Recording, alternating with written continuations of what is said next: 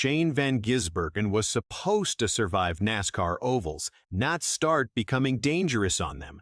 But 6 races into the 2026 Cup Series season, that old label is already starting to crack. He finished 6th at Atlanta after spinning twice and still driving back through the field. He ran 11th at Phoenix. He started 33rd at Darlington and finished 14th. And at Las Vegas, he pulled off a save so wild that Kevin Harvick called it a mix of luck and elite skill on the broadcast. That is not what a limited road course specialist looks like. That is what a real NASCAR threat starting to take shape looks like. The easy version of Shane van Gisbergen's story is the one everyone already knows. The New Zealander with the stacked supercars resume, 3 championships, 80 wins, and 46 poles came over to NASCAR, stepped into Trackhouse Racing's Project 91 entry, and won the inaugural Chicago street race in his very first Cup start back in 2023. That was the kind of moment that gets everyone's attention instantly. He became the first driver to win in his Cup debut since Johnny Rutherford in 1963. 60 years between those two names. But attention is not the same thing as respect, because even after Chicago, even after a full-time Xfinity season in 2024, even after winning 5 of 6 road courses during his 2025 Rookie Cup campaign, the conversation around Shane van Gisbergen kept coming back to the same question: can he do it on ovals? Can he run with these guys every single week at places like Phoenix, Atlanta, and Darlington? Can he handle tire wear, dirty air, traffic, and long-run balance the way real Cup contenders have to? Can he be more than a specialist who cashes in a few times a year and just survives everywhere else? That was the real test. And for a while, nobody could say for sure that he would pass it, because road courses, no matter how important they feel, are still only a small part of the NASCAR calendar. The season is built on ovals. The points are built on ovals. Championships are built on ovals. You can be the best road racer in the field and still spend the year fighting around the cut line if you are giving too much away everywhere else. And in 2026, the pressure got even heavier. NASCAR took the Charlotte Roval off the playoff schedule and brought back the traditional oval layout. That matters for SVG in a big way. The Roval was the kind of place where he could be a major weapon. The oval is a completely different conversation. That means one fewer natural advantage, one more test, and one more reminder that if he wants to become more than a headline, he has to become a real oval racer. Not eventually. Now. That is what makes the start of this season so important. It is not just that SVG is improving. It is how fast the evidence is starting to pile up. Take Atlanta. He did not have a clean race. He did not have an easy race. He got turned around twice. For a lot of drivers, that kind of day turns into pure damage control. Mentally, the race is over. You ride around, try not to make it worse, and settle for whatever result you can salvage. SVG did the opposite. He fought all the way back to 6th, a career-best oval finish in the Cup Series, 2 spins, and he still ended up in the top 6. And that tells you something important. Not just about his talent, but about his mindset. That is not a tourist mentality. That is not a specialist waiting for the next road course. That is a racer staying in the fight when the race is trying to get away from him. Then came Phoenix. Now, 11th place at Phoenix is not the kind of finish that explodes on social media. It is not flashy. It does not come with a dramatic final lap or a giant headline. But inside the sport, a run like that means something. Phoenix is flat, technical, and unforgiving. You have to understand tire life. You have to deal with traffic. You have to manage balance over a long run. That track exposes drivers who are still guessing. And SVG did not look like a driver who was guessing. He looked like a driver getting comfortable. That matters, even if it does not trend. And then came Darlington, one of the toughest tracks on the entire schedule.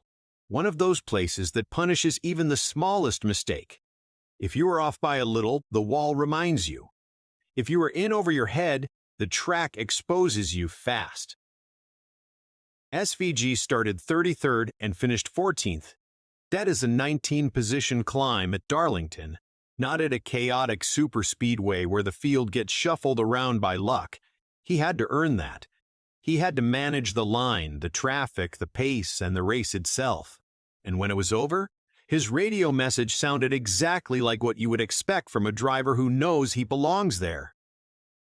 "Awesome job tuning that car up, guys." Simple, professional, calm. There was no shock in his voice, no sense that he had accidentally stumbled into a result. He sounded like someone who expects progress now. But the moment that may have changed the temperature around Shane van Gisbergen more than anything else this season did not come with a top 10. It came in a race where he finished dead last. Las Vegas, lap 1. Coming off the final turn, the car gets loose.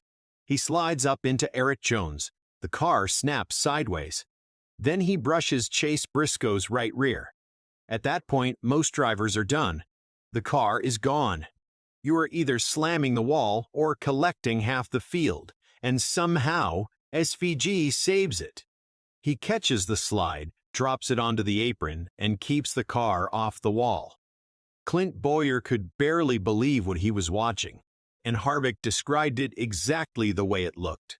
Part luck, part ridiculous car control. Because once a car starts pulling that hard toward the outside wall, there is usually no bringing it back. SVG brought it back. The car took splitter damage. The rest of the day was basically compromised from there. He ended up finishing 36th. On paper, it looks like a disaster, but reputations are not built only on finishing positions. Sometimes they are built on moments that show everyone in the garage what is really in your hands. That save was one of those moments. Because you cannot fake that kind of instinct. You cannot study your way into that in a week. You cannot manufacture that kind of recovery with a setup sheet. That comes from car control, feel, reflexes, seat time. The kind of natural balance and confidence that only comes from years of driving difficult race cars at a high level. And once drivers see that, once people inside the sport see that, the conversation starts to change. That is why the outside validation matters so much here. Christopher Bell was asked about SVG's oval improvement recently, and his answer was about as telling as it gets. Bell said Van Gisbergen clearly has the skill set and top-level talent, and that if you give him enough experience, he is going to figure out whatever type of racing he wants to figure out. Then Bell said something even more important. He pointed out that the current Cup format is actually making the process harder on SVG. Minimal practice, limited tires, not much room to learn in real time. Bell's point was simple.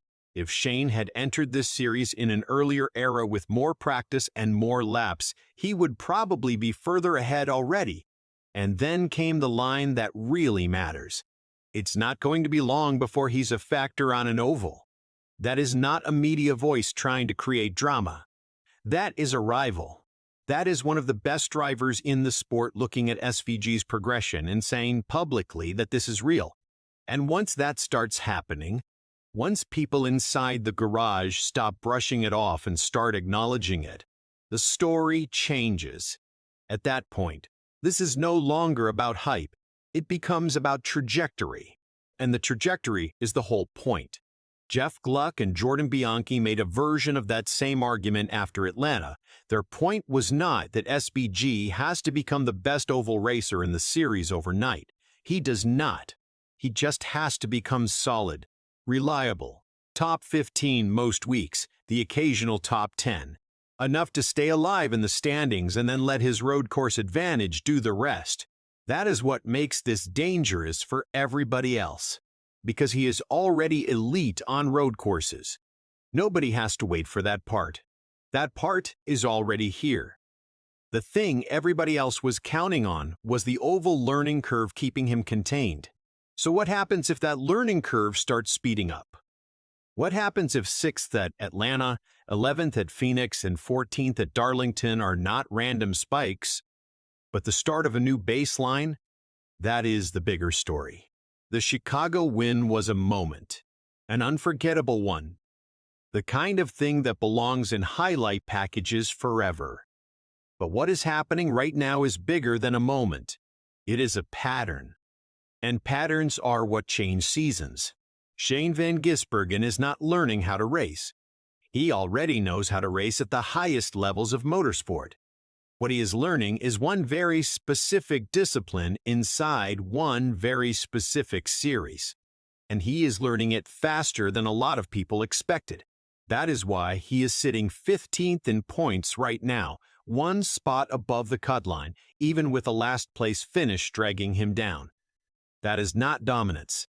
Not yet. But it is proof that the floor is rising. And when the floor rises for a driver who already owns the road courses, the ceiling becomes a problem for the rest of the field. That is the part people need to pay attention to. SVG is still unfinished on ovals. He would probably admit that himself. But that does not make this less serious. It makes it more serious. Because if this is what he looks like while he is still building experience, while he is still adapting with almost no practice time, while he is still learning how these races unfold in real time, then what does this look like a year from now?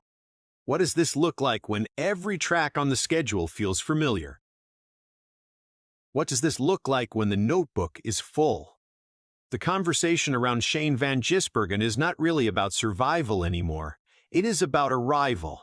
Because once that first oval win shows up, and it feels more like a matter of when, not if, nobody is going to be able to call this just a road course story anymore. At that point, it becomes something much bigger.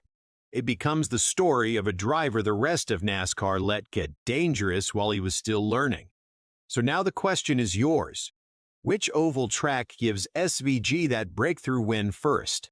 Is it a super speedway like Daytona or Talladega, where chaos can flip everything in a single lap?